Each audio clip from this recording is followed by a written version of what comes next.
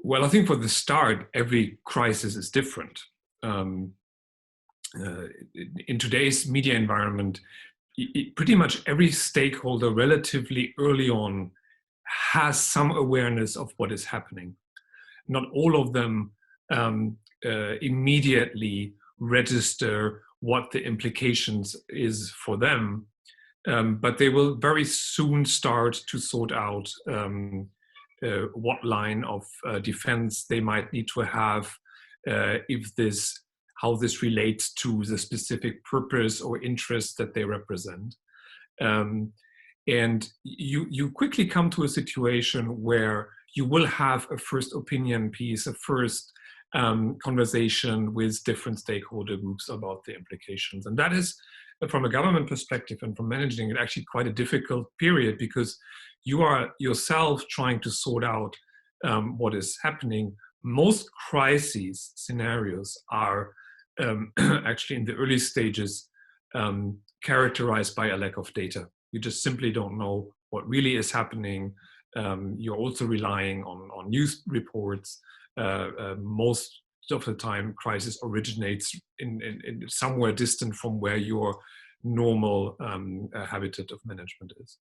So then stakeholders form their own opinions. And then you need to reflect on who is a relevant stakeholder here, who actually has some form of direct linkage and direct connection to the crisis that is happening, who is a stakeholder that will help you come to grips with what's happening, and who is a stakeholder who is affected. And again, this is different from crisis to crisis.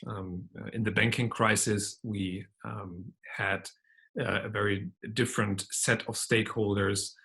We have a very different set of stakeholders now in the Corona crisis. And even if I don't like to call it a crisis, but with the influx of refugees in a couple of years ago, you also had a different set of people that took a keen interest in this topic. And if you look at these crises, but in the next phase, so when the crisis actually hit, and when you devise the policy instruments and the measures in terms of answering the crisis, you will have conflict of interests, and in many cases, pretty severe ones.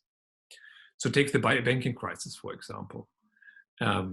You have a relatively clear set of stakeholders, especially economic actors, that have a very early understanding that this crisis can be existential to the economy.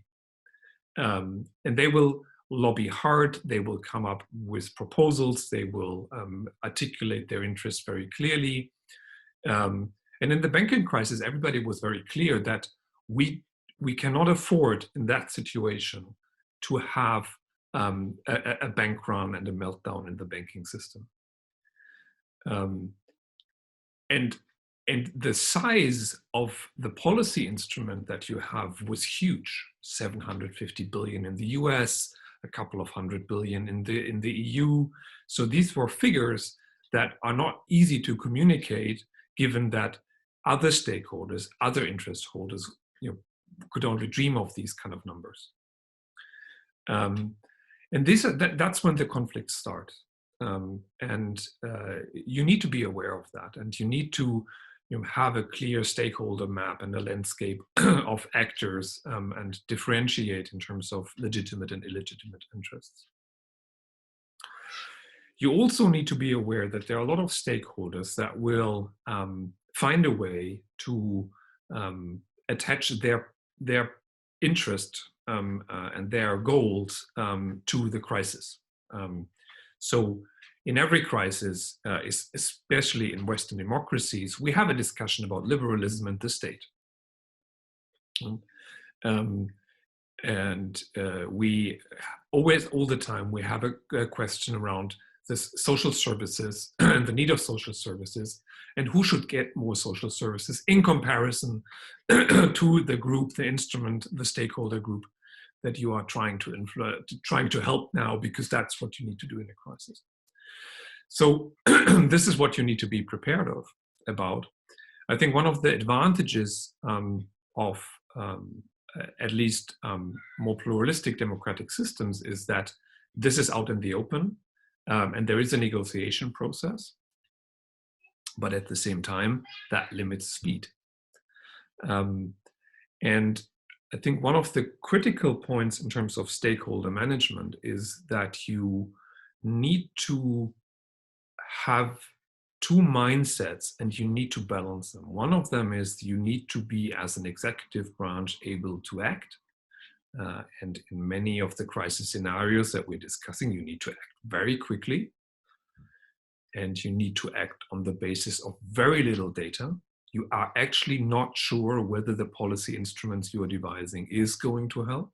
It's never the case. And so you cannot be sure whether you are not tilting power balances between stakeholder groups in the short term, medium term, and long term.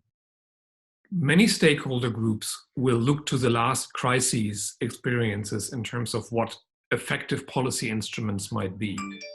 And depending on what their judgment on their effectiveness or in terms of the effect on their interest group is, they will advocate one of these tools. But the current crisis is never the last crisis. So you need to free yourself from looking at the instruments that are being proposed and really be very clear that you devise an instrument that is appropriate to this crisis. And this is something you need to be aware of, is that in these uncertain times, you need to take decisions that are on the best of your knowledge, appropriate to what the problem is, but you cannot rely on getting neutral or partial, neutral or objective advice from stakeholder groups. They will always have partial interest. There is no standard toolbox to do this, right? I mean, this is, you have to have some form of judgment. But I think it's valuable in terms of really thinking about it like in a classic stakeholder map that has the different kind of onion rings around it evolving.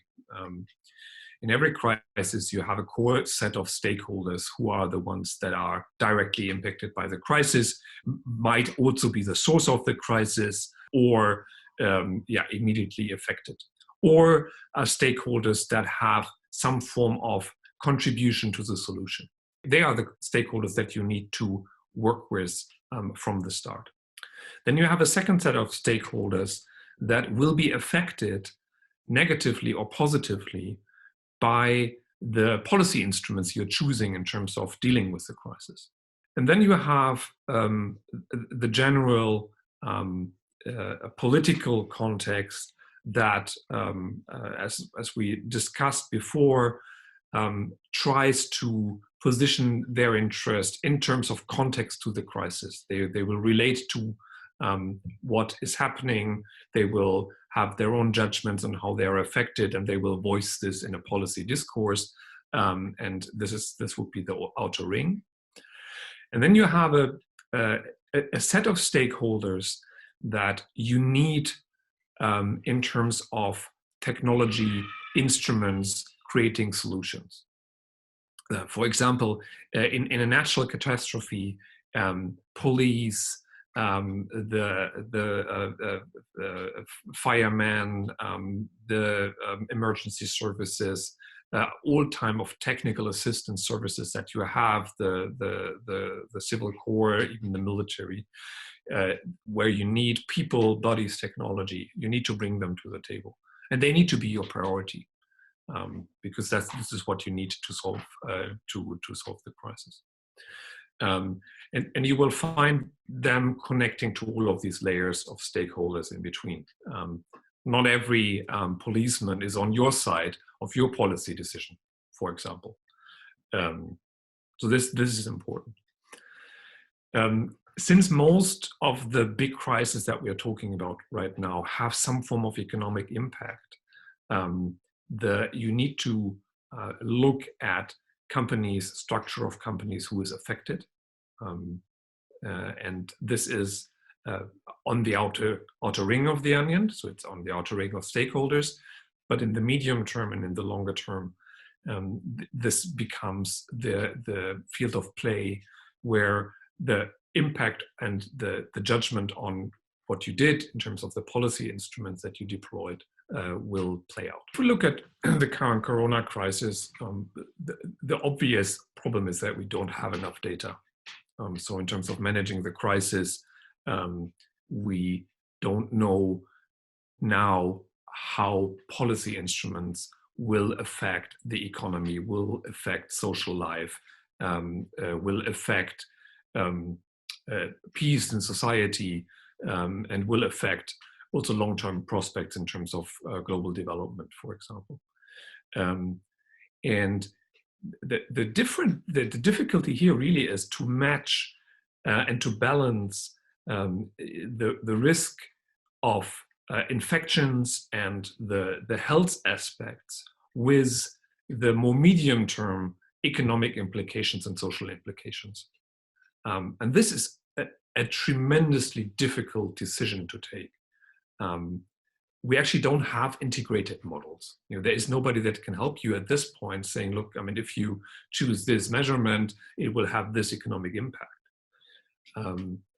And we are maybe in an advantage that we are now moving towards an environment where we have, on the one hand, a flood of information from social media. We have a lot of surveys, we have citizen science, we have crowdsourcing, we have social media sentiment analysis. So you can get a lot of data. It doesn't help you, it's not data that you can put in a model and then it gives you an answer, but it kind of gives you a feel that what the situation is today and how you can react. But this balance and act is incredibly difficult.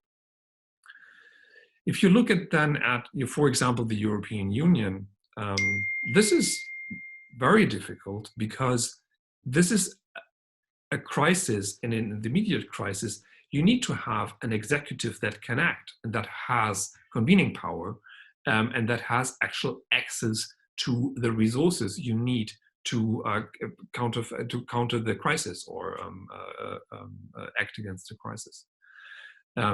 And the European Union is not that. You know, it's a club of executives, but it does not really have its own resources that it can act with. I'm not so worried about the European Union in this sense. I think this is fine. Even in Germany, for example, the immediate action is not taken at the federal level, but at a local level.